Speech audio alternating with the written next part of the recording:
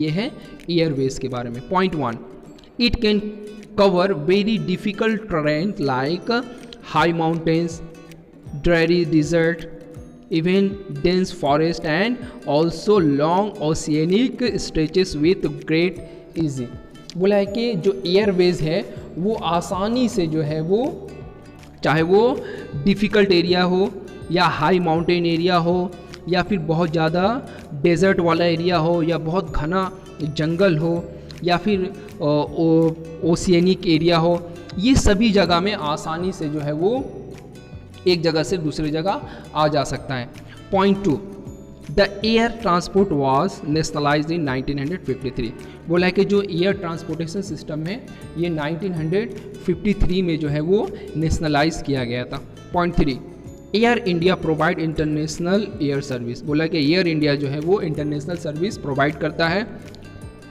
Point 4, helicopter limited, okay, provides helicopter service to oil and natural gas commissions and its offshore operation to the inaccessible areas and difficult terrain like the northeastern states and the interior part of Jammu and Kashmir, Himachal Pradesh and Uttaranchal.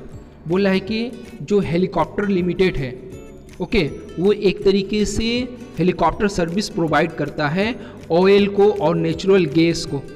Okay, बताया गया कि जो समुद्री किनारे होते हैं जहाँ पर ऑयल निकाला जाता है, वहाँ से आसानी से किसी भी एरियाज़ में जो है वो क्रूड ऑयल जो ये सब प्रोडक्ट है वो पहुँचाते हैं। जैसे बताया गया है कि नॉर्थ ईस्टर्न एरिया हो, स्टेट्स हो, या फिर जम्मू एंड कश्मीर का अंदरूनी एरियाज़ हो, हिमाचल प्रदेश हो, उत्तरांचल हो, ये सभी एरियाज़ में जो ये सर्विस प्रोवाइड करता है। ओके ना, अब हम लोग कम्युनिकेशन सिस्टम्स के बारे में पढ़ते हैं। ओके, कम्युनिकेशन सिस्टम जो है वो दो तरह का होता है, एक पर्सनल कम्युनिकेशन, दूसरा mass communication. Okay, point 1, personal communication and mass communication include television, radio, press, film etcetera are the major means of communication in India. Personal communications में हम लोग एक तरीके से लेटर्स और फ़ोन को हम लोग रख सकते हैं जहाँ पर दो लोगों के बीच में होता है। लेकिन मास कम्युनिकेशन कहने का मतलब ये टेलीविज़न आ जाएगा, रेडियो आ जाएगा, प्रेस आ जाएगा, फिल्म्स आ जाएगा, ये जो है कुछ मास कम्युनिकेशन सिस्टम्स हैं अपने कंट्री के अंदर में। Point 2, the Indian postal network is the largest in the world, cards and envelopes are considered the first class mail. बोला गया है कि जो postal networks, Indian postal networks है, ये दुनिया का सबसे बड़ा पोस्टल नेटवर्क्स है। कुछ कार्ड्स और इनवेलप्स को जो है वो फर्स्ट क्लास मेल सिस्टम्स में रखा गया है। Okay, point 3, the second class mail includes book, packets, registered newspaper and periodicals. Okay, जो दूसरे तरह का मेल सिस्टम होता है उसमें हम लोग बुक पैकेट्स, रजिस्टर्ड न्यूज़पेपर और पीरियोडिकल्स को हम लोग रखते हैं। Point 4, to facilitate quick delivery of mails in large towns and cities 6 mail channels have been introduced recently. बोला है कि बहुत ही तेज़ी से और बहुत ही जल्द जो है मेल सिस्टम टाउन एरियाज़ में और सिटीज़ एरियाज़ में पहुंचाने के लिए 6 मेल चैनल जो है वो बहुत जल्दी शुरू किया गया है या शुरू किया गया था। ओके, उसमें बताया गया है कि पॉइंट 5 वो हैं Rajdhani mail channel, metro channel, green channel, business channels, bulk mail channels, periodical channels etcetera. Okay, point 6, India has one of the largest telecom network in Asia. बोला है कि टेलीकॉम नेटवर्क के हिसाब से इंडिया जो है एशिया का लार्जेस्ट है। ओके, अब हम लोग आ जाते हैं पॉइंट 9, इंटरनेशनल ट्रेड के बारे में। Okay, point 1, the exchange of goods among the people, states and countries is referred to as trade. Trade between 2 countries is called international trade. बोला है कि गुड्स का आदान प्रदान होना, पीपल्स का आदान प्रदान होना, यही जो है कंट्रीज़ के अंदर में ट्रेड के नाम से जाना जाता है। ओके, बोला जाता है कि अगर दो दो कंट्रीज़ के बीच में अगर ट्रेड होता है तो उसे हम लोग इंटरनेशनल ट्रेड कहते हैं। Point 2, exports and imports are components of trade. The balance of a trade country is different from its export and imports.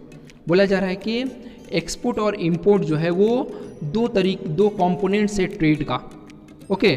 और बोला जाता है कि अगर बैलेंस रखना है एक्सपोर्ट और इंपोर्ट्स में तो एक तरीके से कंट्री का जो है वो ट्रेड होता है बैलेंस के हिसाब से। यहाँ पर हम लोग एक बात करते हैं, आता है फेवरेबल, हम कह सकते हैं बैलेंस ट्रेड और unfavourable trade off balance.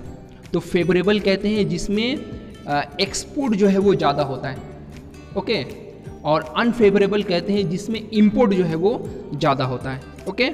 Point 3, When the value of export exceeds the value of imports is called favorable balance of trade। अभी हम लोगों ने यही कहा कि जिसमें एक्सपोर्ट जो है वो ज़्यादा होता है, ओके, उसे हम लोग फेवरेबल बैलेंस ऑफ ट्रेड कहते हैं, और जिसमें इंपोर्ट ज़्यादा होता है उसे हम लोग अनफेवरेबल बैलेंस ऑफ ट्रेड्स कहते हैं, ओके। होपफुली यू विल, आप लोग याद रखेंगे। Point 10, tourism as a trade.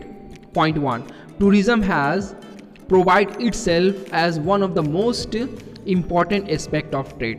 बोला है कि टूरिज़्म जो है एक तरीके से हम लोगों को प्रोवाइड करता है बहुत ही खास तरीके का trade, okay. Point 2, tourism in India has grown substantially. बोला है कि आहिस्ता आहिस्ता जो है वो टूरिज़्म अपने कंट्री के अंदर में बढ़ा है, okay. Point 3, it help as promotions of national integration. बोला है कि ये जो हमारा नेशनल इंटीग्रेशन है इसको बढ़ाने में हमको हेल्पफुल होता है, okay. Point 4, provide support to local handicraft. बोला है कि जो लोकल हैंडीक्राफ्ट होता है उसको ये तरीके से हेल्प प्रोवाइड करता है, okay. Point 5, provide support to the cultural pursuit. बोला गया है कि जो कल्चर का आदान प्रदान होता है उसमें भी सपोर्ट करता है। कल्चर का आदान प्रदान कहने का मतलब कि मान लीजिए कि कोई फॉरेनर अपने कंट्रीज़ में आता है तो हमारे भी कल्चर को सीखता है और हम उसके भी कल्चर्स को सीखते हैं, तो ये कल्चर का जो है वो कहीं ना कहीं इंटरचेंज हो रहा है। Point 6, development of international understanding about our culture and heritage. बोला है कि एक तरीके से कहीं ना कहीं इंटरनेशनल लेवल पे आज जो है वो डेवलप हुआ है कि हम लोग दूसरे के कल्चर को और हेरिटेज को जो है हम लोग के बारे में हम लोग जान पाते हैं, ओके।